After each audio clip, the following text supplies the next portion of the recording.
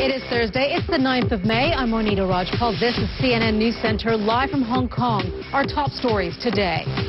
We begin with a high-profile kidnapping being reported in Pakistan. Local TV news channels are saying that the son of the former Prime Minister Yusuf Raza Gilani has been abducted by gunmen at an election rally. The reports say it happened in the city of Multan just 2 days before Pakistanis head to the polls in a hugely significant general election. CNN's Simon Mohsen is following the story for us. She joins us now from the Pakistani capital, Islamabad. Simon, what do we know about what happened?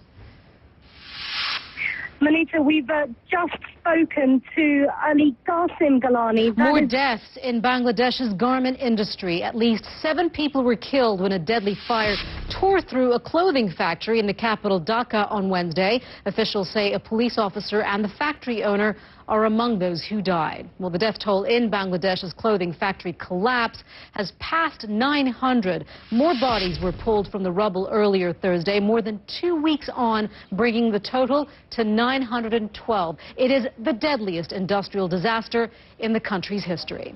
A Pakistani prisoner who was severely beaten in an Indian jail has died. The assault followed a deadly attack on an Indian prisoner in a Pakistani jail. The incident, which may have been a revenge attack, has put more strain on already tense relations between the two countries.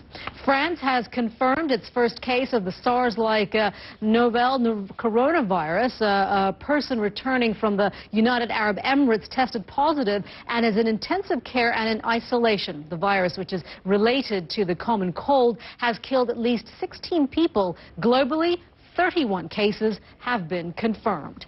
Greece has released new unemployment figures that show how hard government austerity measures are hitting the labor market. Unemployment among young people rose to an unprecedented 64.2% in February. That's 64.2%. That's the highest in Europe. In the workforce as a whole, 27% are unemployed. America knows him as Ariel Castro, but for 3 young Cleveland women who he's charged with kidnapping and raping know him as their tormentor. And in just a few hours, that man will make his first appearance in court. Ariel Castro is accused of imprisoning Amanda Berry, Gina DeJesus, and Michelle Knight in his home for around a decade. We're joined by CNN's Pamela Brown. Pamela, we understand we are getting some dramatic new information on the rescue of the 2 women who were still in the house when police arrived. Yeah, that's right. We are learning some new information from an initial incident in Cleveland. Thank you so much. We appreciate that. Now, after the nightmare, though, a happy ending. Neighbors, family, and friends in Cleveland turned out to welcome Amanda Berry and Gina DeJesus back home. Michelle Knight is still in hospital, though, but doctors are saying she is doing well. CNN's Zoraida Sambolin has more. After more than Zoraida Sambolin reporting. You are watching CNN News Center live from Hong Kong.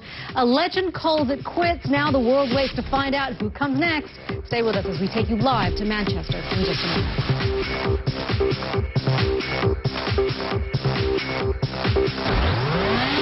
And that is the question football lovers are asking from Beijing to Bogota. Who will succeed the great Alex Ferguson as Manchester United's boss? Well, Amanda Davis joins us now live from outside Old Trafford in Manchester, where we may be getting closer to find out who may be filling in, or may be taking over, I should say, for this top job, Amanda.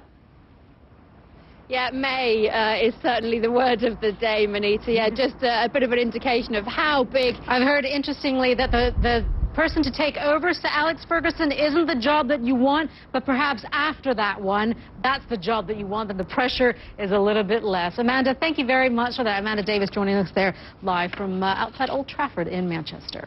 Now, entrance exams are par for the course for anyone waiting to go to America's top universities, but in South Korea, the future prospects of tens of thousands of students could be in jeopardy following allegations of a nationwide cheating scandal. CNN's senior international correspondent Dan Rivers has that story. South Korea's education system is so competitive. You are watching CNN News Center live from Hong Kong. Coming up, you are watching CNN News Center live from Hong Kong. I'm Monita Rajpal. A nightclub or a jail yard? Well, in Venezuela, one prison is accused of making prison too much fun. Rafael Roma reports on a penitentiary that may be making a mockery of the country's prison system. A picnic-like atmosphere with people playing in the pool under the sun. Weather extremes in China as one area recovers from flooding, another grapples with multi-year drought. Meteorologist Mari Ramos is at the World Weather Center with all those details. Hi, Mari. Hey, Monita, good to see you. You know what? I want to start you off talking a little bit about this drought across western China in particular. It's been 5 years since they've had their normal rainfall, and that is really beginning to add up. Let's look at these pictures. Give it a couple of days. I'll find something to complain about. We all do. We all do it. Mari, thank you very much for that. You are watching CNN News Center. I'm Monita Rajpal live at CNN Hong Kong. Thank you for joining us. I'll update you with the news headlines in just 2 minutes. Stay with us. This is the #1 international news brand. This is CNN.